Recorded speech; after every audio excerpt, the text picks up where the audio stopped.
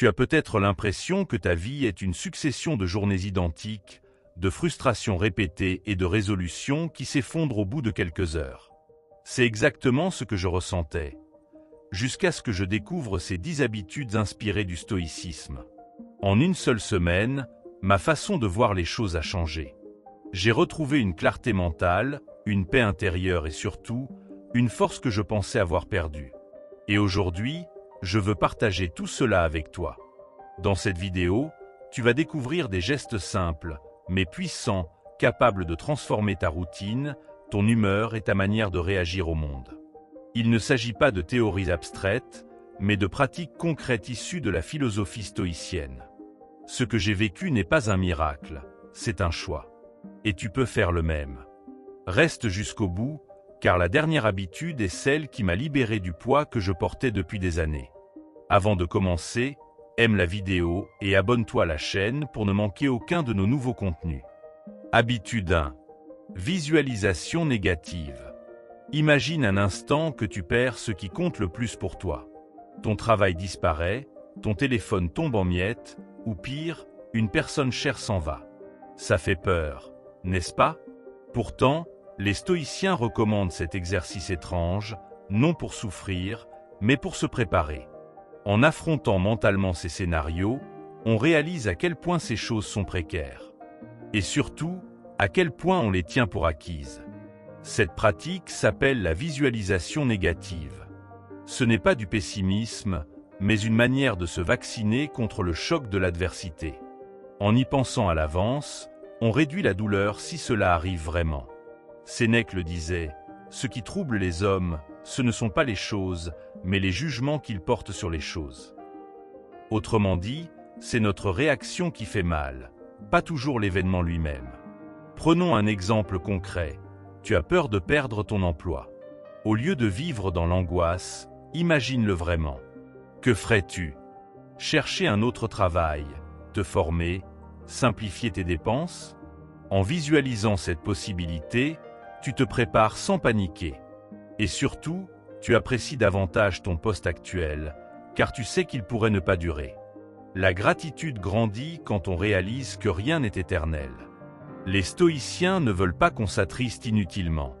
Ils veulent juste qu'on ouvre les yeux. Combien de fois as-tu pensé « si seulement j'avais su ». Après un malheur, la visualisation négative, c'est justement savoir à l'avance. Pas pour stresser, mais pour agir avec plus de sagesse. Comme un général qui anticipe les batailles possibles, tu deviens plus résistant face aux coups du destin. Et si tu crains que cet exercice rende triste, détrompe-toi. Au contraire, il rend plus léger. Quand on accepte que tout peut disparaître, on arrête de s'accrocher désespérément aux choses. On vit mieux avec elles, précisément parce qu'on sait qu'elles ne sont pas garanties. C'est une libération, pas une prison. Pense à tes proches. Au lieu de redouter leur absence, imagine-la un instant. Ça pince le cœur, bien sûr. Mais ensuite, regarde-les différemment. Chaque moment devient plus précieux. Les disputes insignifiantes s'effacent, et tu profites vraiment d'eux. Le stoïcisme ne nous enlève rien. Il nous apprend à mieux voir ce que nous avons. Certains diront, pourquoi penser à des choses tristes? La vie est déjà dure. Mais justement, c'est parce qu'elle est imprévisible qu'il faut s'y préparer. Un marin n'attend pas la tempête pour vérifier son bateau. Il le fait en temps calme. La visualisation négative, c'est la même chose, un outil pour naviguer en eau trouble sans couler. Tu peux commencer petit. Demain matin, avant de prendre ton café, imagine qu'il n'y en a plus. Ridicule? Peut-être. Mais tu remarqueras peut-être que tu le savoures davantage. C'est ça, le pouvoir de cet exercice. Transformer l'ordinaire en extraordinaire, simplement en reconnaissant sa fragilité. Alors, la prochaine fois que tu tiens quelque chose, ou quelqu'un, pour acquis, ferme les yeux un instant. Visualise sa disparition. Puis rouvre les yeux, et regarde-le comme si c'était la dernière fois. C'est là que la magie opère. Tu ne changes pas le monde, tu changes ta façon de le voir. Et ça, c'est un vrai super pouvoir stoïcien. Essaie aujourd'hui. Pas avec tout, bien sûr, mais avec une seule chose. Observe ce que ça fait en toi. Tu verras, ce n'est pas de la tristesse, mais une étrange forme de force tranquille. Parce que quand on a moins peur de perdre, on a moins peur, tout court. Et ça, c'est le début de la liberté. Habitude 2. Gratitude quotidienne. Le monde va vite, trop vite. On court après demain en oubliant de regarder aujourd'hui.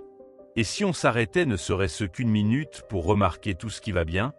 Les stoïciens le savaient. Le bonheur ne se trouve pas dans ce qu'on n'a pas, mais dans ce qu'on oublie de voir. La gratitude quotidienne, c'est l'antidote à cette cécité. Prends l'habitude, chaque matin ou chaque soir, de noter 3 petites choses qui t'ont fait du bien. Pas besoin d'événements extraordinaires. Un café qui réchauffe les mains, un message d'un ami, la façon dont la lumière joue à travers les arbres. Ces détails semblent insignifiants, mais ce sont eux qui tissent la trame d'une vie riche. Comme le disait Marc Aurèle, ne vis pas comme si tu avais 1000 ans devant toi. Pourquoi ça marche? Parce que notre esprit est comme un muscle. Si on ne l'entraîne pas à voir le positif, il se concentrera toujours sur ce qui manque. La gratitude, c'est une gymnastique mentale. Au début, ça peut sembler artificiel, mais avec le temps, ton regard change. Tu commences à repérer des trésors là où tu ne voyais que du banal. Certains jours, tout ira mal. C'est justement là que cet exercice devient puissant. Même dans la tempête, il y a une éclaircie. Peut-être as-tu ri malgré toi d'une bêtise, ou reçu un sourire inattendu. En cherchant ces pépites, tu réapprends une vérité essentielle. La vie n'est jamais totalement sombre. Le stoïcisme ne nie pas les difficultés, il nous aide à ne pas leur donner toute la place. Tu peux tenir un carnet, ou juste y penser sous la douche. L'important, c'est la régularité. Comme un jardinier arrose ses plantes chaque jour, nourris ton esprit de ces moments de reconnaissance. Petit à petit, tu remarqueras un changement étrange. Tu seras moins envieux, moins anxieux, plus présent. Parce que quand on compte ses richesses, on arrête de compter celles des autres. Et si tu crois n'avoir rien à noter, creuse un peu. Avoir un toit, de l'eau chaude, un corps qui fonctionne. Tout cela semble normal jusqu'à ce qu'il disparaisse. Les stoïciens pratiquaient cette gratitude radicale pour une raison simple. Elle rend humble et joyeux à la fois. On réalise qu'on est déjà comblé, sans attendre un hypothétique futur. Cette habitude a un autre effet magique. Elle attire à telle d'autres raisons d'être reconnaissant. Plus tu cherches le bien, plus tu le trouves. Ce n'est pas de la pensée positive naïve, mais une loi de l'attention. Ce sur quoi on se concentre grandit. Alors pourquoi laisser les soucis monopoliser ton regard? Commence maintenant. Pas demain, pas quand tu auras le temps. Aujourd'hui, ce soir, note une seule chose, même minuscule, qui t'a apporté un peu de lumière. Demain, fais de même. Et observe, au fil des jours, comment ces petits riens deviennent un tout qui change tout. La gratitude, ce n'est pas dire que tout est parfait. C'est réaliser que rien ne l'est, et choisir de voir la beauté malgré tout. C'est peut-être la leçon la plus simple du stoïcisme et la plus transformatrice. Le bonheur est une question de regard, pas de circonstance. Alors, à quoi vas-tu prêter attention ce soir? Habitude 3. Transformer les obstacles en opportunités. Regarde une montagne. Elle semble immuable, solide, éternelle. Pourtant, le vent et la pluie la sculptent jour après jour. Ce qui pourrait la détruire la rend en réalité plus majestueuse. Notre vie fonctionne de la même manière. Les obstacles ne sont pas là pour nous arrêter, mais pour nous polir, nous rendre plus forts. C'est une des grandes leçons du stoïcisme.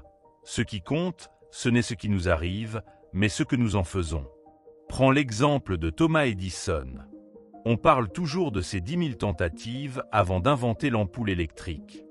Mais imagine un instant son état d'esprit à l'échec numéro 9999. La plupart des gens auraient abandonné, écrasés par le découragement. Lui, il a simplement dit « Je n'ai pas échoué. J'ai juste trouvé 10 000 moyens qui ne fonctionnent pas. » Voilà la mentalité stoïcienne en action. Chaque obstacle devient une leçon, chaque échec un pas de plus vers la solution.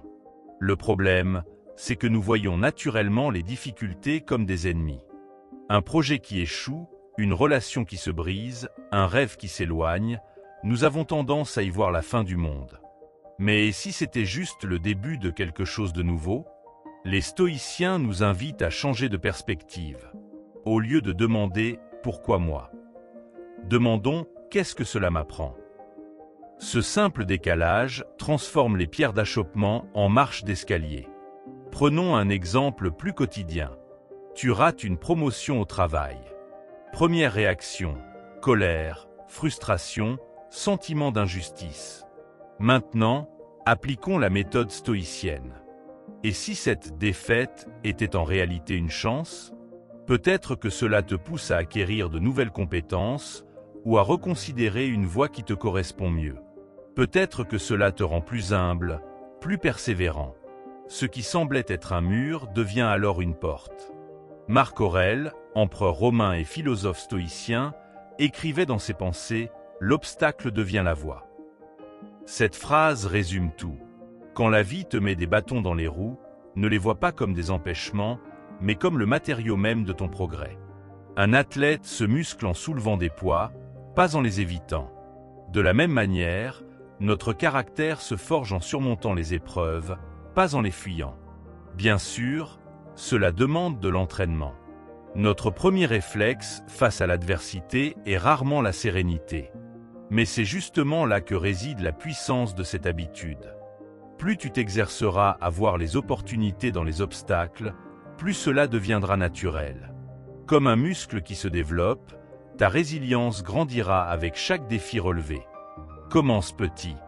Aujourd'hui, quand tu feras face à une contrariété, même minime, un embouteillage, une remarque désobligeante, un plan qui tombe à l'eau, demande-toi « Comment puis-je en tirer parti ?» Peut-être que ce bouchon te donne du temps pour réfléchir ou écouter un podcast inspirant. Peut-être que cette critique injuste t'apprend à moins dépendre du jugement des autres. Cherche systématiquement la leçon, le cadeau caché.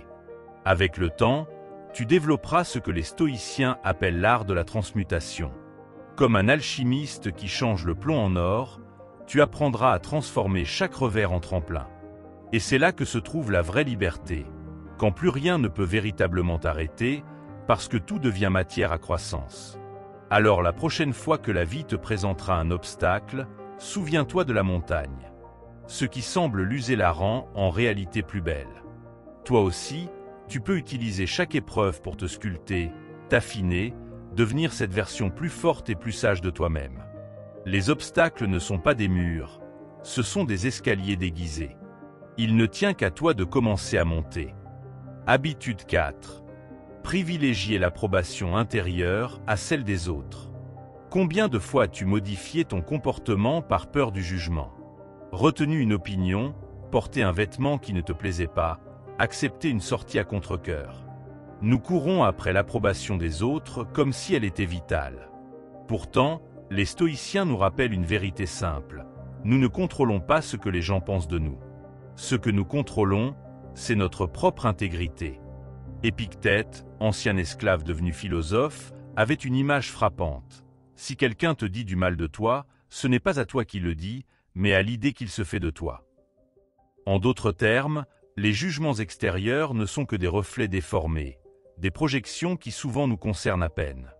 Alors pourquoi y accorder tant d'importance? Le problème avec la quête d'approbation, c'est qu'elle est sans fin. Tu peux plaire à Pierre aujourd'hui et décevoir Paul demain. Tes efforts seront toujours insuffisants pour quelqu'un. Le stoïcisme propose une alternative libératrice, devenir son propre juge. Pas par égoïsme, mais par cohérence. Vivre selon ses principes plutôt que dans l'attente permanente des réactions d'autrui. Imagine deux cercles concentriques. Le petit cercle au centre représente ce qui dépend vraiment de toi. Tes choix, tes valeurs, tes actions. Le grand cercle autour symbolise tout le reste, y compris les opinions des autres. Trop souvent, nous gaspillons notre énergie à vouloir contrôler le grand cercle, alors que notre pouvoir réside uniquement dans le petit. Recentre-toi sur ce noyau essentiel. Prenons un exemple concret. Tu dois prendre une décision importante. La voie A te correspond, mais risque de déplaire à certains. La voie B est plus conventionnelle, mais ne te ressemble pas. Le choix stoïcien? Écouter ta voix intérieure. Non pas par orgueil, mais parce qu'au final, tu es celui qui devra vivre avec tes choix. Les autres n'en subiront pas les conséquences. Cela ne signifie pas devenir insensible ou arrogant. On peut écouter les conseils avec humilité tout en gardant son libre arbitre. La différence est subtile mais cruciale. Tu considères les avis extérieurs comme des informations, pas comme des verdicts. Tu restes maître à bord de ton propre navire. Commence par un exercice simple. Pendant une journée, note chaque fois que tu modifies ton comportement par peur du jugement. Puis demande-toi, est-ce en accord avec mes valeurs? Petit à petit, tu apprendras à distinguer ce qui vient des autres et ce qui vient de toi. C'est le début de l'authenticité. Cette liberté a un prix. Accepter que certains ne comprendront pas tes choix. Mais elle offre une récompense bien plus grande, la paix intérieure. Quand tu n'es plus l'otage des opinions d'autrui, tu découvres une sérénité nouvelle. Plus besoin de masque, plus besoin de calcul. Juste l'apaisement d'être en accord avec soi-même. Le stoïcisme ne nous invite pas à mépriser les autres, mais à cesser de les laisser dicter notre valeur. Ta légitimité ne se mesure pas aux applaudissements que tu reçois, mais à la cohérence de ta vie avec tes principes. Comme le disait Marc Aurèle, il ne tient qu'à toi de te retirer dans ce petit domaine qu'est toi-même. Un refuge toujours accessible, quel que soit le vent des opinions extérieures. Habitude 5, accueillir le changement. La feuille qui tombe à l'automne ne lutte pas contre le vent. La rivière ne s'oppose pas aux rochers, elle les contourne. La nature entière nous montre la voie. Le changement n'est pas un ennemi, mais la loi fondamentale de l'existence. Pourtant, nous autres humains passons notre temps à résister, à nous accrocher à ce qui fut, à craindre ce qui sera. Les stoïciens nous rappellent que cette résistance est la source de bien des souffrances. Imagine un arbre rigide pendant une tempête. Ses branches cassent, son tronc se déracine. Maintenant, pense au roseau. Il plie, il danse avec le vent, et quand l'orage passe, il se redresse intact. Notre vie ressemble à cela. Les changements, perte d'un emploi, fin d'une relation, déménagement forcé, sont les tempêtes qui balaient notre existence. Nous pouvons choisir d'être l'arbre qui résiste et se brise, ou le roseau qui s'adapte et survit. Le problème, c'est que nous confondons souvent changement avec perte. Nous voyons la transformation comme une menace plutôt que comme une évolution naturelle. Les stoïciens proposent un renversement de perspective radicale. Et si chaque changement, même difficile, contenait en germe une nouvelle possibilité? L'histoire regorge d'exemples où ce qui semblait être une catastrophe s'est révélé être une bénédiction déguisée. Prenons un exemple concret. Tu perds ton travail après 10 ans dans la même entreprise. Première réaction, panique, colère, sentiment d'injustice. C'est normal. Mais maintenant, appliquons le regard stoïcien. Ce licenciement pourrait être l'opportunité de repenser ta carrière, d'explorer des voies plus alignées avec tes valeurs actuelles. Peut-être découvrirais-tu des talents insoupçonnés, des passions oubliées. Le changement, aussi douloureux soit-il, devient alors un catalyseur de croissance. Marc Aurèle, empereur romain et philosophe stoïcien, méditait souvent sur cette idée. Ce qui fait obstacle devient chemin. En d'autres termes, ce qui semble bloquer notre route finit souvent par nous révéler un nouveau trajet, parfois plus intéressant que celui que nous avions prévu. La clé réside dans notre capacité à accueillir l'inattendu plutôt qu'à le combattre. Comment développer cette flexibilité intérieure? Commence par observer tes réactions face aux petits changements du quotidien. Un plan annulé, une météo capricieuse, un imprévu professionnel. Au lieu de râler ou de te crisper, essaie de trouver ce que cette situation nouvelle pourrait apporter. Un temps libre inattendu devient du temps pour lire. Une pluie soudaine, l'occasion de ralentir. C'est en s'exerçant sur ces petites choses que nous nous préparons au grand tournant de l'existence. Cette attitude ne signifie pas pour autant la passivité. Accueillir le changement ne veut pas dire tout accepter sans réfléchir.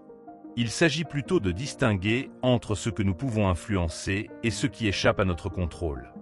Nous ne choisissons pas toujours ce qui nous arrive, mais nous choisissons toujours comment y répondre.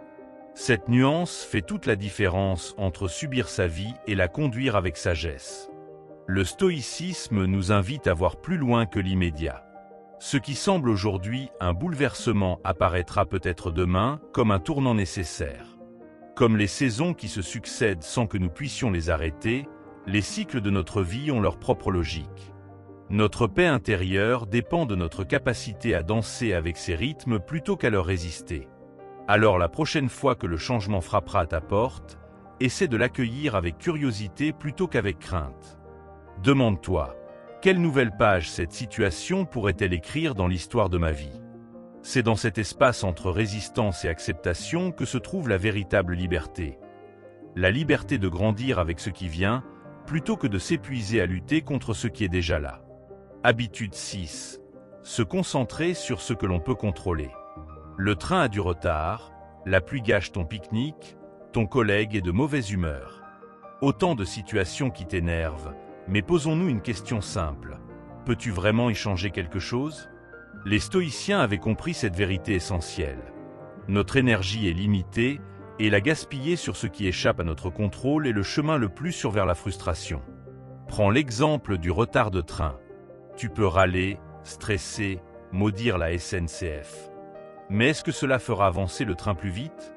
Bien sûr que non. Par contre, tu as un pouvoir immense sur quelque chose. Comment utiliser ce temps imprévu? Lire un livre, appeler un ami, méditer, ou simplement observer les gens autour de toi. Le retard ne change pas, mais ton expérience de ce retard, elle, peut totalement se transformer. Épictète, le philosophe esclave, résumait cela par une métaphore puissante. Dans la vie, certains événements sont comme des pierres sur notre chemin. Nous ne pouvons pas les déplacer, mais nous pouvons choisir comment les contourner. Cette distinction entre ce qui dépend de nous, nos pensées, nos actions, nos réactions, et ce qui n'en dépend pas, le temps, les autres, les circonstances, est le fondement même de la sagesse stoïcienne. Appliquons cela à une situation plus complexe, un échec professionnel. Tu as travaillé dur sur un projet qui finalement est annulé. Ce qui est hors de ton contrôle, la décision de ta hiérarchie, la conjoncture économique. Ce qui est dans ton contrôle, ce que tu apprends de cette expérience, comment tu rebondis, l'état d'esprit avec lequel tu abordes la suite. En te concentrant sur ce second domaine, tu reprends le pouvoir là où tu peux vraiment l'exercer. Cette habitude change radicalement ta manière d'aborder les problèmes. Au lieu de te demander « pourquoi cela m'arrive ?», pose-toi la question « que puis-je faire face à cela ?» Le premier questionnement t'enferme dans la plainte, le second t'ouvre des possibilités d'action. C'est la différence entre subir sa vie et la conduire avec lucidité. Commence par un exercice simple. Lorsqu'une situation difficile se présente, prends une feuille et trace 2 colonnes. Dans la première, liste tout ce qui échappe à ton contrôle. Dans la seconde, note ce qui dépend de toi. Puis jette littéralement la première colonne, ou brûle-la symboliquement, et concentre-toi exclusivement sur la seconde. Tu seras surpris de voir combien d'énergie cela libère. Attention, cela ne signifie pas devenir passif face aux injustices. Si quelque chose peut et doit être changé, agis. Mais si tu as vraiment épuisé toutes les options, alors dépense ton énergie à adapter ta réponse plutôt qu'à lutter contre l'inévitable. Comme le disait Marc Aurèle, aie le courage de changer ce qui peut être changé, la sérénité d'accepter ce qui ne peut l'être et la sagesse d'en faire la différence. Avec le temps, cette pratique devient une seconde nature. Tu développes comme un radar intérieur qui te signale immédiatement. Ceci est hors de ton contrôle, concentre-toi ailleurs. Et c'est là que se produit la magie. En arrêtant de te battre contre des moulins à vent, tu découvres une réserve insoupçonnée de temps, d'énergie et de paix intérieure.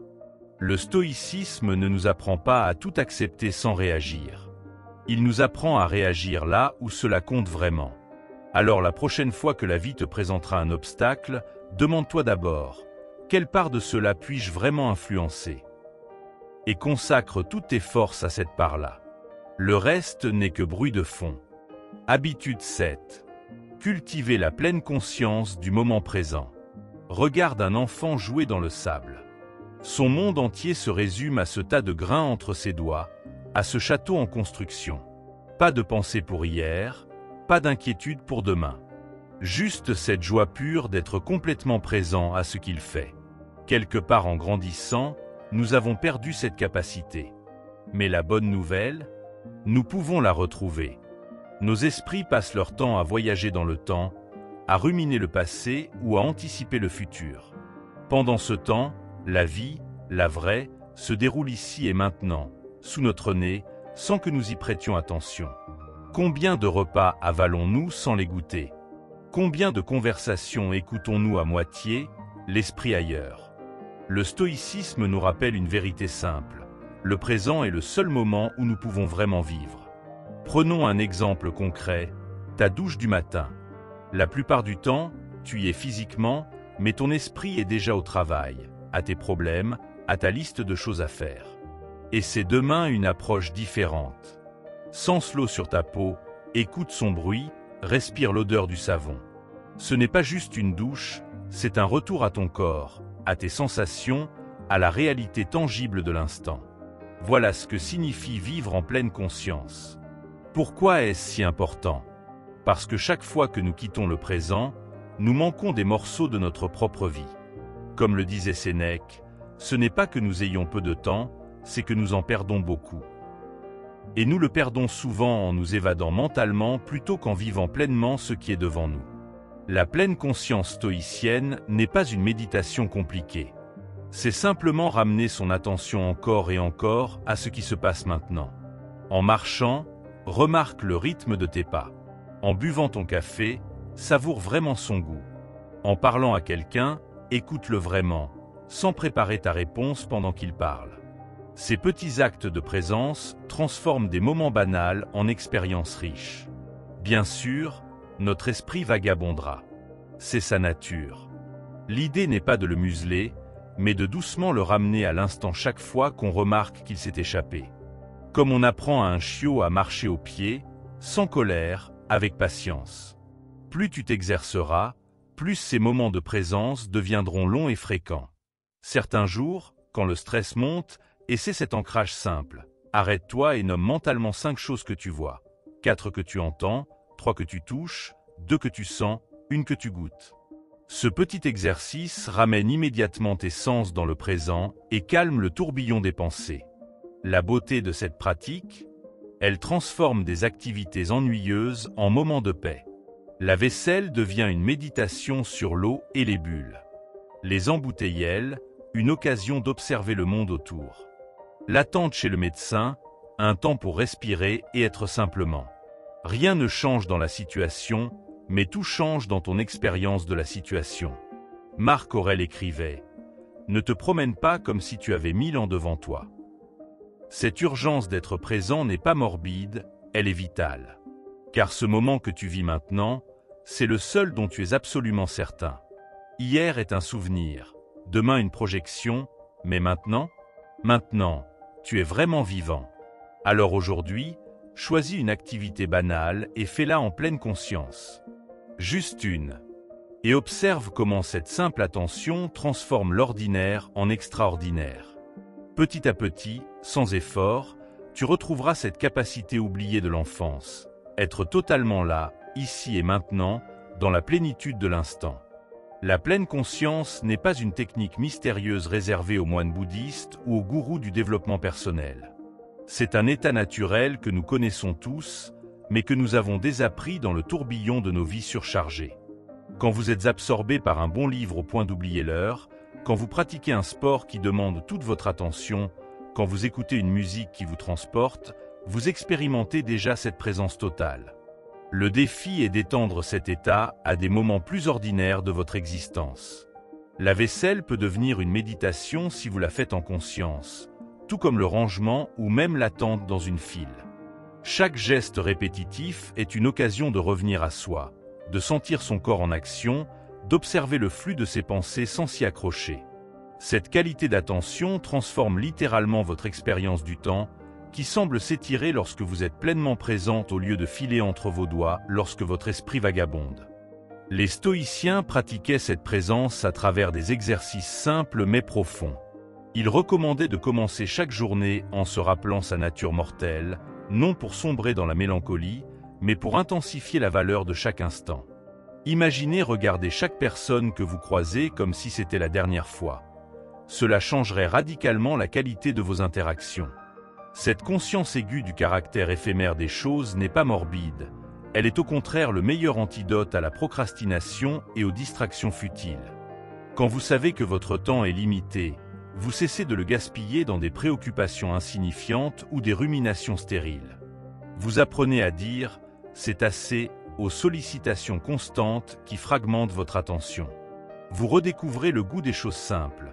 Une conversation sans téléphone portable, un repas mangé lentement, une promenade où l'on regarde vraiment ce qui nous entoure. Notre société moderne a érigé la distraction en mode de vie normal. Nous faisons 3 choses à la fois en croyant être plus efficaces, alors qu'en réalité nous ne faisons rien vraiment bien. Nous scrollons sans fin sur nos téléphones pour échapper à l'ennui ou à l'inconfort d'être simplement avec nous-mêmes. Cette fuite permanente nous épuise et nous éloigne de ce qui compte vraiment. La pratique stoïcienne de la pleine conscience propose un contrepoint radical. Ralentir pour mieux vivre, faire moins pour accomplir plus, se taire pour mieux entendre. Elle nous invite à désencombrer nos vies non seulement matériellement, mais surtout mentalement. Quand vous cessez de courir après 10 choses à la fois, vous découvrez une étrange abondance dans ce qui semblait auparavant insuffisant. Une tasse de thé devient une cérémonie, une feuille qui tombe un spectacle, un sourire échangé un moment de grâce. La respiration est un merveilleux point d'ancrage pour cultiver cette présence. À tout moment de la journée, vous pouvez faire une pause et simplement observer votre souffle entrer et sortir. Cet exercice apparemment simple a des effets profonds. Il calme le système nerveux, interrompt le flux des pensées automatiques et vous ramène dans votre corps. Les stoïciens pratiquaient des exercices respiratoires pour affermir leur attention et leur maîtrise de soi. Vous n'avez pas besoin de vous asseoir en lotus pendant des heures pour en bénéficier. 3 respirations conscientes avant de répondre au téléphone, 5 en attendant l'ascenseur, 10 avant de commencer un repas.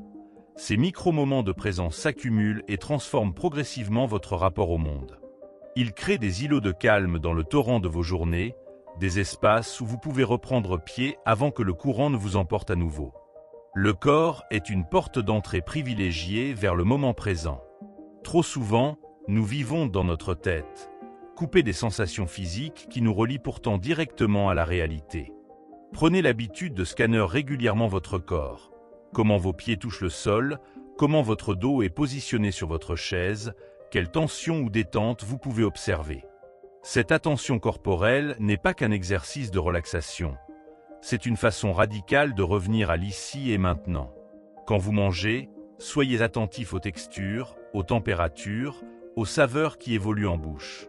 Quand vous marchez, sentez le contact avec le sol, le balancement de vos bras, l'air sur votre visage. Ces pratiques simples vous réconcilient avec votre physicalité et vous ancrent fermement dans le présent. Elles vous rappellent que vous n'êtes pas seulement une pensée, mais un être incarné, vivant une expérience sensorielle unique à chaque instant. Nos pensées sont comme des nuages qui passent dans le ciel. Certaines sombres, d'autres légères, mais toutes temporaires. La pleine conscience stoïcienne nous apprend à les observer sans nous y identifier complètement. Ce ne sont pas les choses qui troublent les hommes, mais les jugements qu'ils portent sur les choses, disait Épictète. Quand vous prenez du recul par rapport à vos pensées automatiques, vous réalisez que vous n'êtes pas obligé de croire tout ce que votre mental vous raconte. Une pensée négative n'a de pouvoir que si vous vous y accrochez. En développant cette capacité d'observation détachée, vous devenez moins esclave de vos humeurs passagères. Vous pouvez voir la colère monter sans forcément agir sous son emprise, reconnaître l'anxiété sans vous laisser submerger par elle. Ce petit espace entre stimulus et réponse est le lieu de votre véritable liberté, et la pleine conscience est ce qui l'élargit progressivement. La nature est une merveilleuse école de présence. Regardez un coucher de soleil, écouter le chant des oiseaux, sentir l'odeur de la terre après la pluie. Ces expériences nous arrachent naturellement à nos ruminations pour nous connecter à quelque chose de plus vaste. Les stoïciens voyaient dans la contemplation de la nature un moyen de prendre conscience de notre place dans l'univers et de relativiser nos petits tracas. Essayez régulièrement de vous asseoir simplement dans un parc ou un jardin, sans but ni distraction, et observez ce qui se présente à vos sens. Laissez le spectacle du monde pénétrer en vous sans le filtrer à travers des jugements ou des interprétations. Cette qualité d'attention ouverte, sans attente ni rejet, est au cœur de la pratique stoïcienne. Elle vous apprend à accueillir la réalité telle qu'elle est, non telle que vous voudriez qu'elle soit, et à trouver la paix dans cette acceptation active. Les relations avec les autres offrent d'innombrables occasions de pratiquer la pleine conscience. Trop souvent, nous écoutons en préparant déjà notre réponse, ou pire, en consultant notre téléphone. La présence véritable à l'autre est pourtant l'un des plus beaux cadeaux que nous puissions offrir. Essayez parfois d'écouter sans interrompre, sans juger, sans chercher à donner des solutions. Soyez simplement là, pleinement attentif aux mots, au ton de voix, au langage corporel de votre interlocuteur. Vous serez surpris de la qualité de connexion qui peut émerger de cette écoute authentique.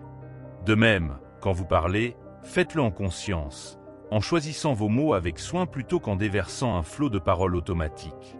Ces petites pratiques transforment profondément la qualité de vos relations, qui deviennent moins superficielles et plus nourrissantes.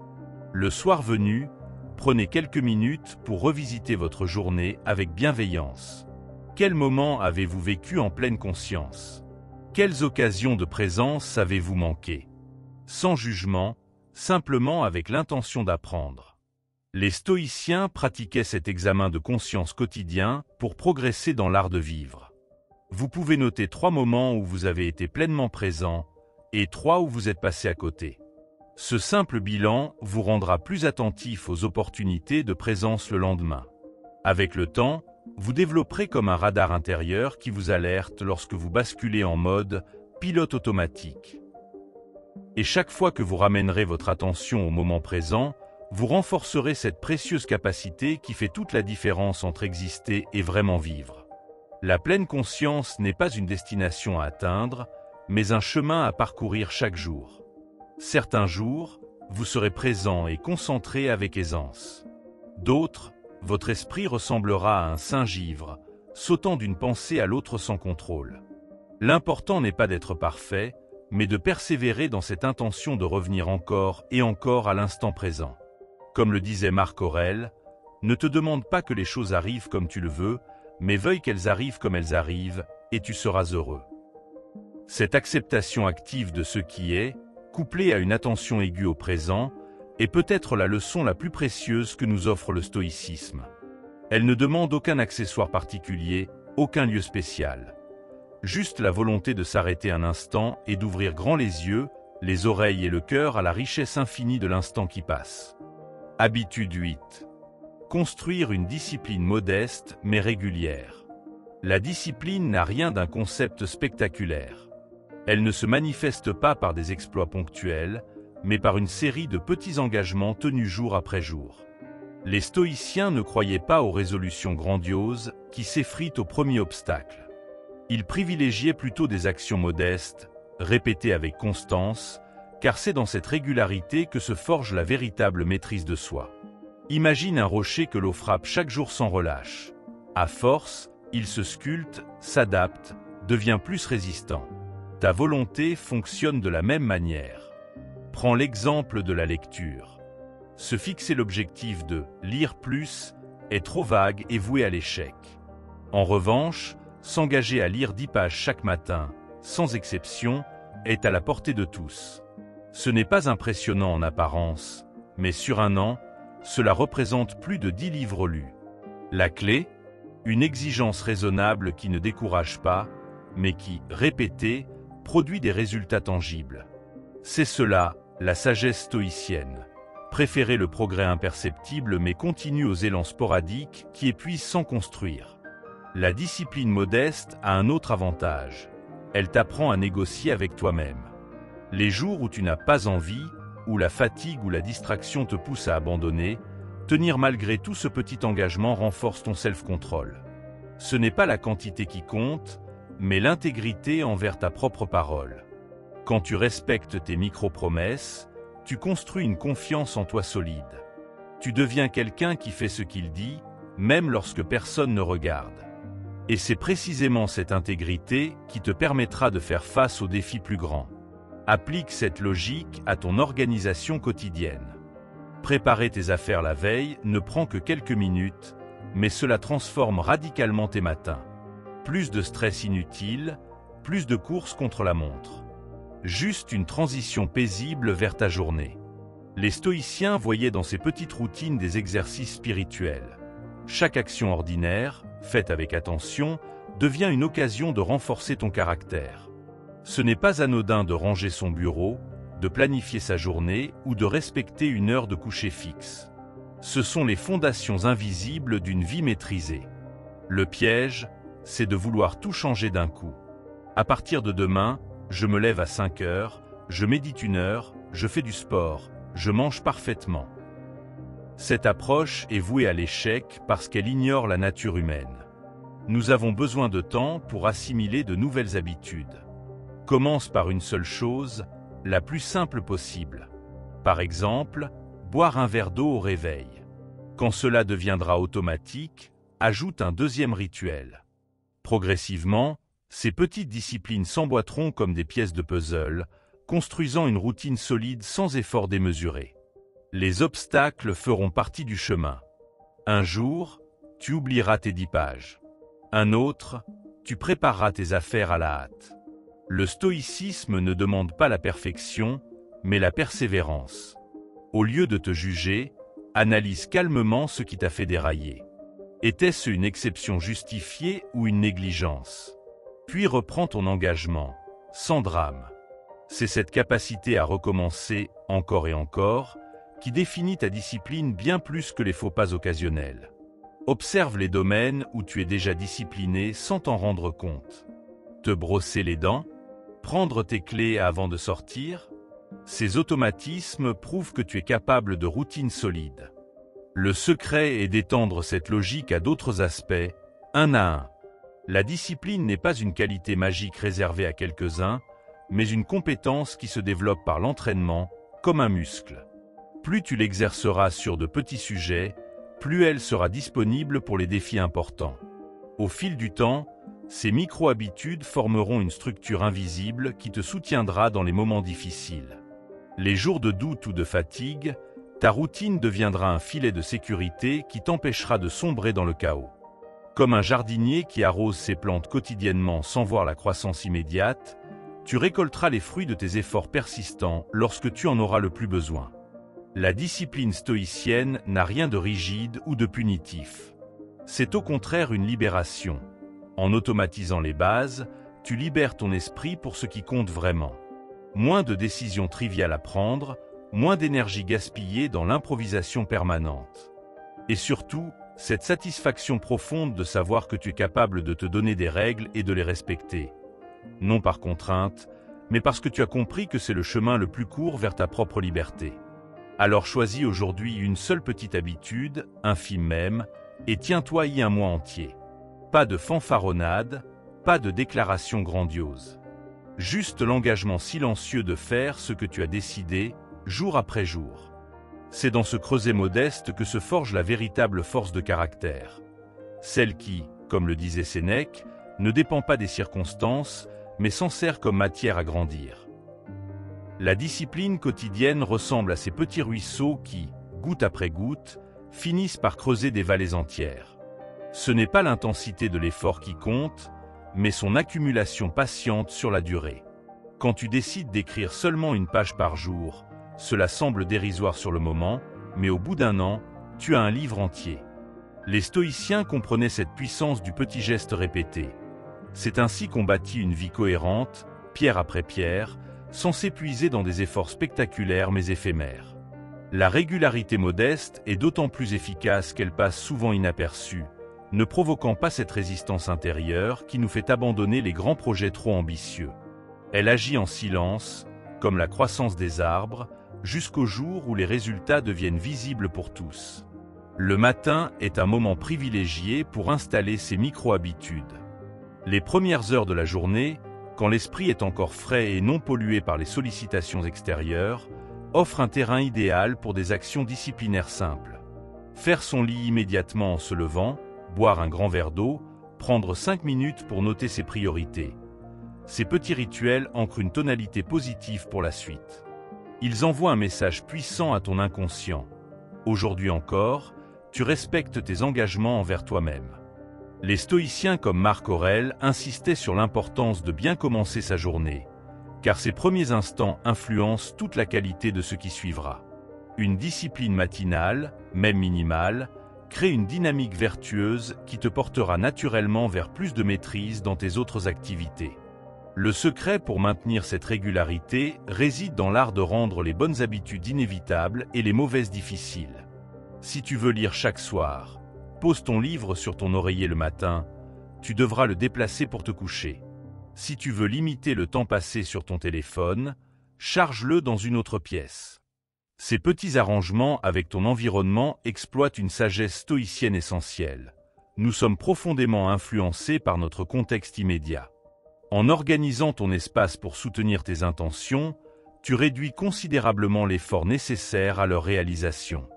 La volonté pure est une ressource limitée, mais un environnement bien conçu travaille pour toi en permanence, sans drainer ton énergie mentale. Les rechutes font partie intégrante du processus de construction disciplinaire. Les jours où tu romps ta routine ne sont pas des échecs, mais des occasions d'apprendre sur tes points faibles. Un stoïcien analyserait calmement ce qui a conduit à l'abandon temporaire. Fatigue accumulée, objectif mal calibré, contexte défavorable. Cette investigation sans jugement permet d'ajuster ta stratégie plutôt que de sombrer dans l'autocritique stérile. La vraie discipline n'est pas celle qui ne fléchit jamais, mais celle qui sait se relever après chaque chute. Comme le disait Épictète, ce n'est pas ce qui t'arrive qui compte, mais comment tu y réagis. Un écart à ta routine n'a d'importance que si tu en tires les leçons pour renforcer ton système personnel. La discipline modeste agit comme un antidote à la procrastination, ce fléau moderne qui nous fait remettre sans cesse à plus tard ce qui compte vraiment. Quand tu divises un projet intimidant en micro-tâches quotidiennes, tu désamorces la résistance psychologique. Écrire un mémoire devient 500 mots par jour, apprendre une langue se transforme en 15 minutes de pratique. Cette approche stoïcienne détourne l'attention de la montagne à gravir pour la concentrer sur le simple pas suivant. Paradoxalement, en te fixant des objectifs délibérément petits, tu progresses souvent plus vite que ceux qui visent trop haut et s'épuisent rapidement. C'est la tortue qui dépasse le lièvre, pas par vitesse, mais par persévérance ininterrompue. L'un des effets les plus puissants de cette discipline quotidienne est la confiance en soi qu'elle génère progressivement. Chaque fois que tu respectes ton engagement, aussi minime soit-il, tu renforces la croyance fondamentale. Je suis capable de tenir mes promesses envers moi-même. Cette certitude intérieure devient alors le socle sur lequel tu peux construire des projets plus ambitieux. Les stoïciens savaient que la maîtrise de soi est la base de toute liberté véritable. Ce n'est qu'en étant digne de confiance à ses propres yeux qu'on peut naviguer dans un monde imprévisible sans être ballotté par chaque vague ou vent contraire. Tes petites victoires quotidiennes, invisibles aux autres, tissent une armure invisible contre le doute et l'indécision. La simplicité des actions choisies est cruciale pour leur durabilité. Une erreur commune est de vouloir des routines trop complexes qui demandent un effort disproportionné. Le stoïcisme nous enseigne au contraire à chercher l'essentiel, à éliminer le superflu. Ta discipline doit tenir dans les jours de tempête, pas seulement ceux de beau temps. C'est pourquoi il vaut mieux commencer par des actions si simples qu'elles en semblent presque ridicules. 2 minutes de méditation, un seul paragraphe écrit, 5 pompes chaque matin. Leur facilité même les rend inattaquables par la paresse ou les excuses. Et une fois ancrées, elles pourront naturellement s'étendre, comme une plante qui pousse solidement parce qu'elle a d'abord développé des racines robustes. Les bienfaits de cette régularité discrète s'étendent bien au-delà de la productivité. Elle installe dans ta vie un rythme rassurant, une structure qui te protège contre le chaos émotionnel. Dans les périodes difficiles, quand tout semble s'effondrer autour de toi, Ta petite routine devient un ancrage, une preuve tangible que certaines choses restent sous ton contrôle. Les stoïciens voyaient dans ces habitudes stables un rempart contre les caprices du destin. Même empereur, Marc Aurèle maintenait des pratiques disciplinaires simples qui le reconnectaient à l'essentiel. Tes micro-actions quotidiennes, maintenues par tous les temps, deviennent ainsi bien plus qu'une méthode d'organisation, une philosophie de vie concrète, une manière de cultiver ta forteresse intérieure. La beauté de cette approche réside dans son accessibilité universelle. Elle ne demande pas de talents exceptionnels, de conditions particulières ou de ressources spéciales. Tout le monde peut trouver 5 minutes pour une action modeste mais significative. C'est une démocratisation de l'excellence où le succès n'appartient pas seulement à ceux capables de grands élans héroïques, mais à tous ceux qui persistent dans de petits efforts intelligents. Le stoïcisme était précisément cette philosophie du quotidien, qui ne méprise pas les humbles commencements, car elle sait qu'ils contiennent en germe les plus belles réalisations. Tes 10 pages lues aujourd'hui, tes affaires préparées pour demain, ces gestes apparemment banals sont les cellules souches d'une vie remarquable. Enfin, cette discipline modeste possède une vertu souvent négligée. Elle libère l'esprit plutôt qu'elle ne l'emprisonne. Contrairement au régime strict qui génère frustration et obsession, les petites habitudes bien choisies deviennent rapidement automatiques, laissant ton attention libre pour ce qui compte vraiment. Tu ne décides plus si tu vas faire ton exercice du jour. Tu le fais simplement, sans débat intérieur épuisant. Cette économie de volonté est précieuse. Elle te permet de réserver ton énergie mentale pour les véritables choix, les décisions importantes qui méritent une réflexion approfondie. Les stoïciens cherchaient avant tout cette liberté intérieure, et c'est précisément ce que procure une discipline modeste mais inflexible. Non pas une cage, mais les ailes pour voler plus haut. Habitude 9. Memento mori, conscience de la mortalité. Réfléchissez régulièrement à la mort. La mort n'est pas un sujet macabre, mais le plus puissant rappel à l'ordre de notre existence. Les stoïciens pratiquaient régulièrement cette méditation. Souviens-toi que tu dois mourir. Loin d'être morbide, cet exercice était pour eux une source de lucidité et d'intensité vitale. Imagine que tu apprends à n'avoir plus qu'un an à vivre. Soudain, tes priorités deviennent claires comme de l'eau de roche. Les futilités tombent, l'essentiel émerge. C'est précisément cette clarté que le Memento Mori offre, non pas dans un an, mais aujourd'hui, maintenant, alors qu'il est encore temps. Nous vivons comme si nous étions immortels, remettant à demain ce qui nous tient vraiment à cœur. Plus tard devient notre mantra, jusqu'au jour où plus tard n'existe plus. La conscience de notre finitude brise cette illusion. Elle nous rappelle que chaque jour est un cadeau, non un dû. Quand tu prends ton café le matin en sachant que ce pourrait être ton dernier, tu le savoures différemment. Quand tu parles à un proche en gardant à l'esprit que cette conversation pourrait être votre ultime échange, tes mots deviennent plus vrais, ton écoute plus profonde. Les stoïciens ne suggèrent pas de vivre dans la peur de la mort, mais dans son respect éclairé. Marc Aurèle écrivait chaque matin « Tu pourrais quitter la vie à l'instant même. Que tes actions et tes pensées en soient imprégnées. » Cette conscience aiguë ne paralyse pas, elle libère. Elle t'empêche de gaspiller ton temps dans des querelles insignifiantes, des rancœurs stériles ou des poursuites vaines. Elle te force à te demander « Ce que je fais en ce moment, en vaudrait-il la peine si c'était mon dernier acte ?» Pratiquer le Memento Mori, c'est comme tenir un filtre à travers lequel ne passent que les choses qui méritent vraiment ton attention. Ce collègue qui t'irrite, la mort vous réconciliera bientôt. Cela vaut-il la peine d'y consacrer ton énergie? Cette opportunité qui te fait peur, la mort te chuchote. Que as-tu à perdre? Même dans les moments difficiles, cette perspective apporte un étrange réconfort. Ceci aussi passera, prend alors tout son sens. La mort est le grand égalisateur qui relativise toutes nos petites tragédies quotidiennes. Cette habitude a un effet secondaire merveilleux. Elle transforme l'ordinaire en extraordinaire. Un repas devient un festin quand on sait qu'il pourrait être le dernier. Une promenade banale se métamorphose en expérience sensorielle intense. Les visages aimés apparaissent soudain dans toute leur précarité et donc toute leur valeur. Le paradoxe est que penser à la mort ne nous en rapproche pas, il nous apprend à mieux vivre. Comme le disait Sénèque, ce n'est pas que nous ayons peu de temps, c'est que nous en perdons beaucoup. Commence petit.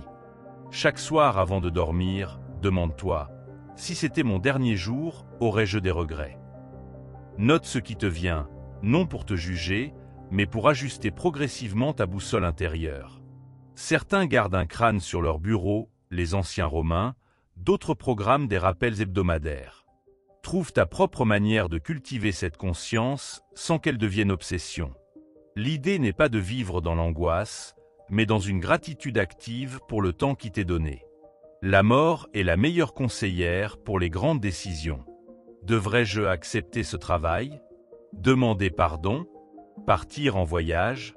Écrire ce livre? La question au seuil de la mort, regretterais-je de ne pas l'avoir fait? Apporte une réponse immédiate. Les stoïciens utilisaient cette perspective pour rester alignés avec leurs valeurs profondes. Ce qui semble important sous la lumière pâle des conventions sociales apparaît souvent dérisoire à la lumière crue de notre mortalité. Contrairement à ce qu'on pourrait croire, cette pratique ne mène pas à l'hédonisme effréné, mais à une vie plus vertueuse. Quand tu sais que ton temps est compté, tu cesses de le gaspiller dans des plaisirs vides ou des conflits stériles. Tu cherches à laisser une trace positive, à aimer plus profondément, à contribuer au monde.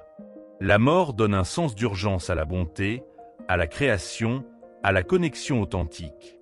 Comme un sablier invisible, elle nous rappelle que chaque grain de sable qui tombe est une occasion qui ne reviendra pas. Le plus beau cadeau du Memento Mori est peut-être cette paix intérieure qui naît quand on a vraiment fait la paix avec sa finitude. Les petites peurs s'estompent, les masques tombent, et il ne reste plus qu'une vérité simple. Tu es ici maintenant, vivant, et ce moment est tout ce qui existe vraiment. Les stoïciens ne voyaient pas la mort comme une fin, mais comme le juge ultime de la qualité d'une vie. En l'acceptant comme compagne de route plutôt qu'en ennemi à éviter, tu découvres le secret paradoxal. C'est seulement en embrassant ta mortalité que tu commences vraiment à vivre. Alors aujourd'hui, prends un instant, respire, regarde autour de toi comme si c'était la dernière fois. Et demande-toi, si c'était vraiment le cas, comment voudrais-tu l'avoir passé, ce dernier jour? La réponse t'indiquera comment vivre demain. Et tous les jours qui te restent, en homme ou femme éveillé, qui sait que chaque instant est à la fois un adieu et une renaissance. La conscience de la mortalité agit comme un puissant révélateur de nos véritables priorités. Combien de conflits insignifiants s'évanouissent lorsqu'on les examine à travers le prisme de notre finitude inéluctable. Ces rancœurs que nous entretenons pendant des années, ces griefs minuscules que nous laissons envenimer nos relations. À l'heure de la mort, ils apparaîtront dans toute leur futilité pathétique. Les stoïciens pratiquaient le Memento Mori précisément pour cette raison. Cela les aidait à distinguer l'important du superficiel, le durable de l'éphémère. Quand on se souvient quotidiennement que notre temps est compté, on cesse naturellement de le gaspiller dans des querelles stériles ou des rivalités absurdes. On comprend alors que le véritable luxe n'est pas d'avoir plus, mais d'aimer mieux et de vivre plus intensément chaque expérience. Cette pratique transforme radicalement notre rapport au temps. La plupart d'entre nous vivons comme si nous avions une réserve infinie de jours devant nous, reportant indéfiniment nos rêves et nos réconciliations. Un jour, je voyagerai. Un jour, je lui dirai. Un jour, je changerai. Le Memento Mori brise cette illusion dangereuse en nous rappelant que « un jour » pourrait ne jamais venir. Les stoïciens comparaient la vie à un banquet dont nous pourrions être invités à partir à tout moment. L'important n'est donc pas de s'attarder à table le plus longtemps possible, mais de savourer pleinement chaque plat qui nous est servi. Cette métaphore nous enseigne à ne pas remettre au lendemain ce qui mérite d'être vécu aujourd'hui, car demain n'appartient à personne. La méditation sur la mort possède un paradoxe fascinant. Alors qu'elle semble parler de la fin, elle parle en réalité de la qualité de notre présence au monde. Quand Sénèque écrivait « Apprends à mourir et tu apprendras à vivre », il pointait vers cette vérité profonde. C'est seulement en acceptant pleinement notre condition mortelle que nous pouvons déployer toute la richesse de notre existence. Les études psychologiques modernes confirment d'ailleurs cette intuition stoïcienne. Les personnes qui pratiquent régulièrement une forme de Memento Mori présentent moins d'anxiété existentielle, des relations plus authentiques et une plus grande capacité à savourer les petits bonheurs du quotidien. Loin d'être morbide, Cette conscience aiguë de notre finitude se révèle être un extraordinaire stimulant vital. Notre société contemporaine a fait de la mort un tabou, la reléguant dans les hôpitaux et les maisons funéraires. Nous vivons dans un déni collectif qui nous empêche d'en tirer les précieuses leçons. Les stoïciens, au contraire, plaçaient des crânes sur leurs bureaux, parlaient ouvertement de la mort lors des banquets et intégraient cette réflexion dans leur routine quotidienne. Cette confrontation régulière avec notre mortalité n'avait rien de macabre. Elle était au contraire une célébration de la vie dans sa dimension la plus précieuse, sa fragilité même. Car c'est précisément parce que nos vies sont éphémères qu'elles ont tant de valeur. Un diamant éternel ne serait qu'une vulgaire pierre. C'est sa rareté qui en fait un trésor. La pratique du memento mori est particulièrement puissante lorsqu'on l'applique aux relations humaines. Combien de fois avons-nous quitté un proche sur une parole dure ou un silence distrait, repoussant les réconciliations et les tendresses à plus tard? La conscience de la mortalité nous rappelle brutalement que chaque « au revoir » pourrait être un « adieu ». Cette prise de conscience ne doit pas générer de l'angoisse, mais au contraire nous inciter à être pleinement présents dans nos interactions, à exprimer notre affection sans retenue, à régler les conflits avec célérité. Les stoïciens recommandaient de vivre chaque relation comme si c'était la dernière occasion, non par peur maladive, mais par sagesse pratique. Car dans l'économie incertaine du temps humain, cette attitude est la seule véritablement rationnelle. L'art stoïcien du memento mori possède également une dimension profondément libératrice face à la peur de l'échec. Quand on mesure combien notre temps est limité, les jugements d'autrui perdent soudain de leur importance.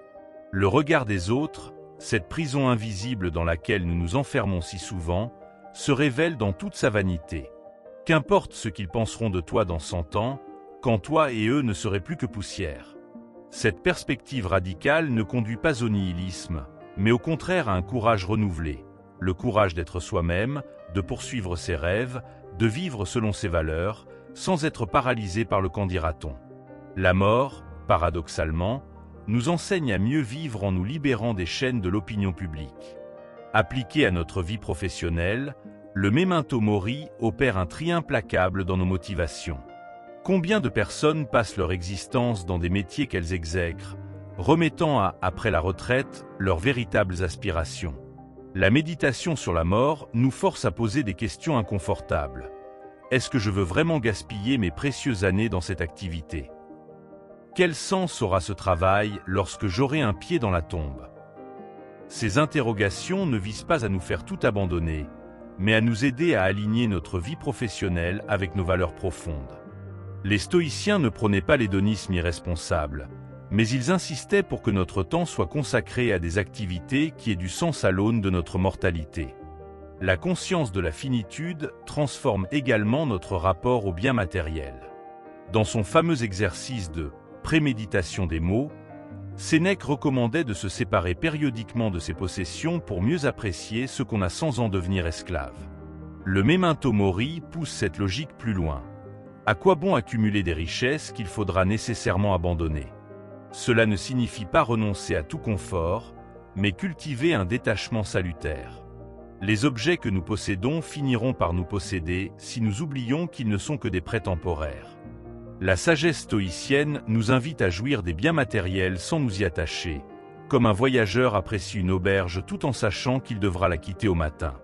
Sur le plan spirituel, le memento mori ouvre des perspectives fascinantes. En nous confrontant à notre finitude, nous sommes obligés de nous interroger sur ce qui, en nous, pourrait échapper à la mort. Les stoïciens croyaient en une raison universelle, le logo, dont chaque être humain participe. Cette partie de nous qui transcenderait peut-être la dissolution du corps. Que l'on adhère ou non à cette croyance, la méditation sur la mort nous pousse inévitablement à chercher ce qui donne un sens à notre existence au-delà de la simple survie. Quelle valeur voulons-nous incarner? Quel héritage non matériel souhaitons-nous laisser? Ces questions, que nous pourrions éviter pendant des décennies, deviennent urgentes et centrales lorsqu'on pratique régulièrement la conscience de notre mortalité. Enfin, le memento mori possède une vertu thérapeutique souvent sous-estimée. Il guérit nos angoisses existentielles en nous faisant affronter directement ce que nous redoutons le plus. La peur de la mort est comme une ombre qui grandit à mesure que nous fuyons devant elle.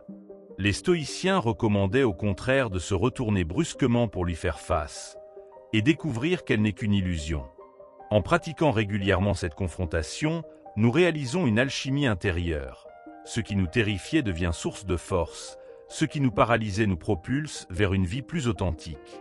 La mort cesse d'être ce monstre tapi dans l'ombre pour devenir un conseiller avisé, un rappel bienveillant de l'urgence de vivre pleinement. C'est là le paradoxe ultime du memento mori. En contemplant régulièrement la fin de toute chose, nous découvrons enfin comment commencer vraiment à vivre. Habitude 10. Connexion compatissante. Nous traversons tous des luttes invisibles. Derrière chaque visage se cachent des batailles secrètes, des peurs inavouées, des blessures qui ne guérissent pas. Les stoïciens comprenaient cette fragilité universelle. Personne n'échappe aux tempêtes intérieures, pas même le sage. Cette conscience devrait adoucir nos jugements et aiguiser notre empathie. Quand quelqu'un agit mal, au lieu de réagir avec colère, demande-toi, à sa place, avec son histoire et ses blessures, aurais-je fait mieux? Cette simple question brise le mur entre eux et nous, révélant notre humanité partagée. La vraie force stoïcienne ne se mesure pas à la dureté du regard, mais à la capacité de voir la souffrance derrière les actes.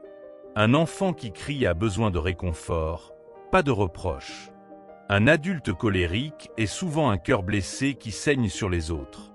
Cela ne signifie pas excuser les mauvais comportements, mais comprendre qu'ils viennent rarement du mal pur, plutôt de l'ignorance, de la peur ou de la douleur.